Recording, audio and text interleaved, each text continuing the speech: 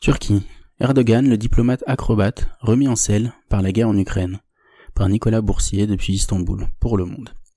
L'un des plus grands talents de l'insaisissable et unisable Recep Tayyip Erdogan est sa capacité à transformer les crises en opportunités politiques. Combien de fois, en 20 années de pouvoir, le dirigeant turc n'a-t-il pas changé de cap, provoqué de coups d'éclat ou exacerbé les tensions, tant sur la scène intérieure qu'en dehors, dans le but de se sortir d'une mauvaise passe. Encore une fois aujourd'hui, alors qu'il se débat avec une popularité en berne, le président de la Turquie multiplie les acrobaties diplomatiques. Il joue tout à la fois au chef de guerre, en menaçant les Kurdes syriens d'une nouvelle intervention militaire, en représailles à l'attentat meurtrier perpétré à Istanbul à la mi-novembre, au faiseur de paix entre la Russie et l'Ukraine avec une aisance à faire pâlir d'envie les plus vieux routiers de la diplomatie, et au grand seigneur magnanime, en serrant tout sourire les deux mains du président égyptien Abdel Fattah el-Sisi lors de l'ouverture du mondial de Doha, après avoir pourtant martelé qu'il ne rencontrerait jamais un dirigeant issu d'un coup d'État. Il a les qualités uniques d'un caméléon, dit de lui Cengiz Kandar, célèbre journaliste et ancien conseiller du président Turgut Özal. La marque d'un animal politique redoutable, changeant constamment de couleur pour survivre, pourrait-on ajouter. N'a-t-il pas séduit tour à tour un George Bush lui-même très croyant, qui voyait en lui les fervents musulmans, Barack Obama pour qui il représentait la fenêtre sur le monde islamique, et le président homme d'affaires Donald Trump qui louait ses talents de dealmaker. Adversaires ou turiféraires, tous en conviennent, le chef de l'État turc parvient à s'engouffrer dans les failles d'un ordre mondial chamboulé avec un aplomb imposant. Il est cette figure récurrente du dirigeant autoritaire, dure et ambivalente, disruptive et dédaigneuse, mais aussi intrigante, comme le décrit Soner Kagaptai de l'Institut de Washington pour la politique du Proche-Orient dans sa façon de braver les obstacles et de déjouer les pronostics. Lui-même a encore récemment affirmé, en évoquant une possible rencontre avec son ennemi juré d'hier, le président syrien Bachar el-Assad, qu'il n'y avait pas de place pour le ressentiment en politique. Bel aveu. Erdogan n'a pas ce qu'on appelle une vision du monde. Ce n'est pas un idéologue, souligne Gönül Tol, autrice d'un ouvrage minutieux intitulé Erdogan's War. C'est un populiste dans le sens où il utilise précisément différentes idéologies pour arriver à la seule chose qui compte pour lui, se maintenir au pouvoir. Il ne pense, n'agit et ne voit le monde qu'à travers cette unique lentille. En bon pragmatique, il classe, compartimente, règle les problèmes au cas par cas, et qu'importe les contradictions du moment, tant qu'il garde la main. L'ascension d'Erdogan sur la scène diplomatique n'a pas été une promenade de santé. Durant ses premières années au pouvoir, stimulé par une formidable croissance économique et une popularité à toute épreuve, il joue la carte européenne et ses standards en matière de droit pour s'affranchir de la tutelle des militaires.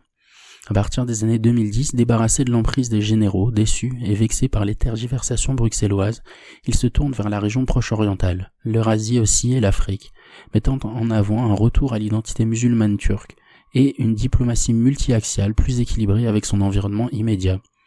C'est l'époque du « zéro problème avec les voisins », mot d'ordre popularisé par Ahmed Davutoglu, ministre des Affaires étrangères puis Premier ministre entre 2009 et 2016. Erdogan s'impose et prend des mesures pour accroître la visibilité de l'islam dans l'espace public. Il cherche le soutien dans les urnes des Kurdes conservateurs. À l'extérieur, il soutient les frères musulmans dans les révoltes arabes en cours.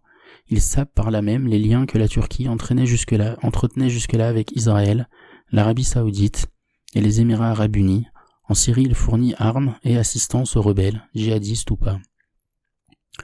Avec son premier revers politique aux élections législatives de juin 2015, le président entreprend un rapprochement avec l'extrême droite du Parti d'action nationaliste, MHP. Le pays se tend, les violences et la répression s'accroissent. C'est l'ère de la polarisation. En s'associant avec les nationalistes qui voient les Kurdes comme une menace existentielle, Erdogan change de nouveau de plan. Il développe une rhétorique anti-élite avec des relents nationalistes pour lancer une guerre contre les Kurdes qui deviennent l'ennemi numéro 1. Avance Gönül Tol. Ankara négocie alors avec le régime de Damas un feu vert tacite à ses offensives dans le nord syrien, fief de la minorité kurde. À 5 reprises, entre 2015 et 2022, Recep Tayyip Erdogan sonne la charge, dans les airs ou au sol, à chaque fois peu avant des échéances électorales. Les récentes frappes turques ont commencé le 20 novembre, avec la menace, toujours un peu plus pressante, d'une invasion au sol. Alors le négocier avec Damas contre les Kurdes,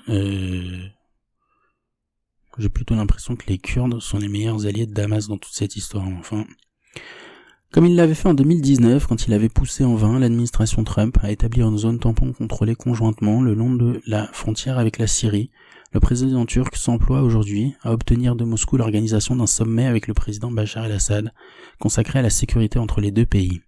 Une rencontre rejetée jusqu'à présent par Damas qui, selon plusieurs sources, refuse d'octroyer à Erdogan un succès diplomatique susceptible d'accroître ses chances aux élections de 2023. De fait, le chef de l'État turc traverse une situation délicate, fragilisé par la crise financière qui ébranle le pays et le ressentiment croissant de la population vis-à-vis des 3,7 millions de réfugiés syriens installés sur son sol. Il tente de raffermir son image. Adepte de la manière forte en interne, Erdogan cherche à s'arroger une plus grande visibilité sur la scène internationale.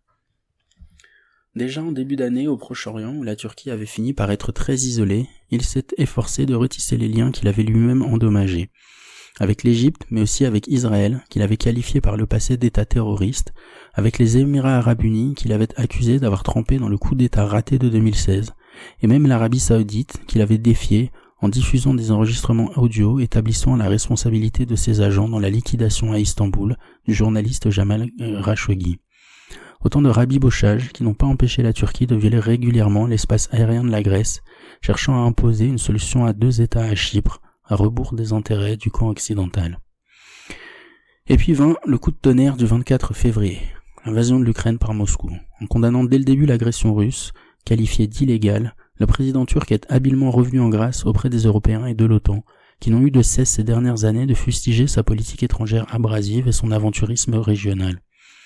Gardien du détroit du Bosphore, désormais interdit aux navires de guerre russes ainsi qu'à ceux de l'OTAN, et partenaire militaire majeur de Kiev, il joue un rôle clé dans les négociations sur le déblocage des ports en mer Noire et des échanges de prisonniers entre Russes et Ukrainiens. Avec son refus d'appliquer les sanctions contre Moscou, il s'est imposé comme un intermédiaire indispensable, soulignant la nécessité de maintenir des liens étroits avec son homologue russe Vladimir Poutine. En 4 mois, les deux hommes se sont rencontrés autant de fois. En froid avec l'OTAN, après avoir acheté en 2019 des missiles russes anti-aériens S-400, conçus à l'origine pour détruire les avions de l'Alliance Atlantique, Erdogan avait créé lui-même une situation hors norme au sein de l'institution. Critiqué pour sa relation ambiguë de confiance et de solidarité avec son cher ami Poutine, le président turc avait fini par semer le doute sur sa fiabilité. Son retour accéléré dans le giron atlantisme a suscité un soulagement, au point de voir les alliés effacer les contentieux passés, en Libye, en Méditerranée orientale et en Syrie, et fermer les yeux sur le démantèlement méthodique de l'état de droit dans son propre pays, et sur ses agissements, du moins jusqu'à une certaine limite, contre les forces kurdes à sa frontière sud. Le temps de l'indulgence est revenu, même si celui-ci est parfois difficile à avaler, admet sous couvert d'anonymat un diplomate occidental en poste en Turquie. Ankara étant redevenu fréquentable, pas moins de 5 dirigeants de l'Union européenne et de l'OTAN sont venus rendre visite à leurs précieux alliés turcs, selon l'expression de Jens Stoltenberg, le secrétaire général de l'Alliance Atlantique. Précieux jusqu'au prochain dérapage, relativise cette même source. Les sujets des discordes ne manquent pas, ils se sont même accumulés, du blocage en cours du processus d'adhésion à l'OTAN de la Suède et de la Finlande, à la menace d'intervention en Syrie, en passant par le chantage à la rupture du pacte migratoire scellé depuis 2016 avec l'UE, le président turc teste à chaque fois un peu plus la patience de ses alliés traditionnels. À force de caprices et de foucades, il pourrait finir par se prendre les pieds dans le tapis, aussi habile soit-il. Et on parle même pas des opposants kurdes que la Suède et la Finlande ont livré à la Turquie. Eh bien,